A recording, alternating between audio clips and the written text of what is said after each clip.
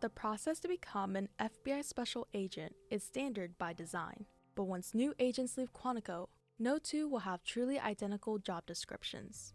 When FBI employees pledge to uphold the U.S. Constitution and protect the American people, they promise to do so wherever and however needed. And, as you'll hear our guest describe it, this often means wearing multiple hats.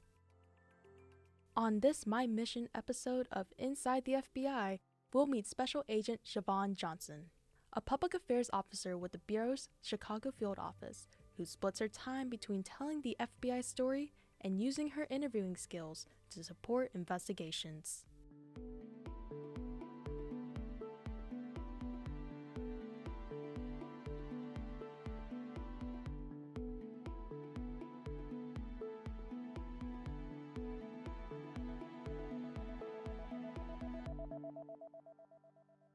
A day in the life of Siobhan Johnson, Special Agent, is unusual. Some days I'm wearing my public affairs hat and I'm planning those publicity strategies and helping people understand what it is we're actually doing here at the FBI, because transparency really is key.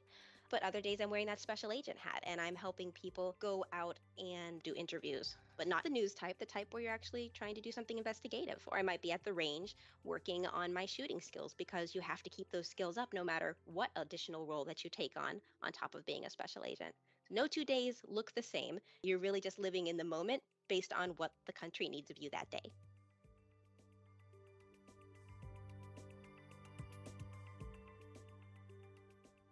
When I went to Quantico, I was 25 years old. I did not know what to expect.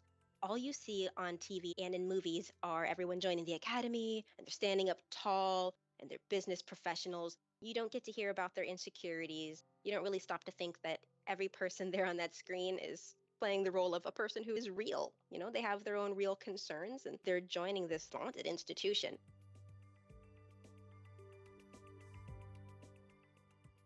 I think one of the biggest misconceptions that I'm always running into is that people think that to work at the FBI, you have to be a certain type of person. You have to be big, strong, usually a guy, law enforcement or military background, those typical things that you might see in the media. But the truth is that it takes all kinds of people here. Not everybody has a criminology or criminal justice background. We're not all attorneys or accountants. Really, we have people from all types of backgrounds and all different interests. I was an East Asian Studies major, specifically Japanese. I also have a ballet minor because, we all have those divergent skills, and that's really what makes us all the stronger. So we've had driving instructors, and we've had science teachers and geologists. We have special agents with all types of backgrounds because you never know what that thing is that you're going to need to crack that case. If you feel like you have a heart that needs to take care of people, if you feel that your mind is up to a challenge, if it means that the end goal is making the world a better place, call your recruiter. Reach out to us. Every place in the United States has a recruiting coordinator assigned to them. You can go online to our website and find it. Talk to somebody to find out what your spot is here at the FBI. Because if you're willing to take a chance on us, we're willing to take a chance on you. Back when I was about 6 years old, a movie came out. In this movie, it has two women working together to get through the FBI Academy and become agents. Me and my sister used to watch this nonstop over the summer, and we would pretend to be little FBI agents running around the house, stopping crimes and doing everything that we would see in the movie. So when I was 6, that was the goal, and I thought, okay, let's keep this in the back of my mind forever. I eventually got a career book as part of a middle school activity.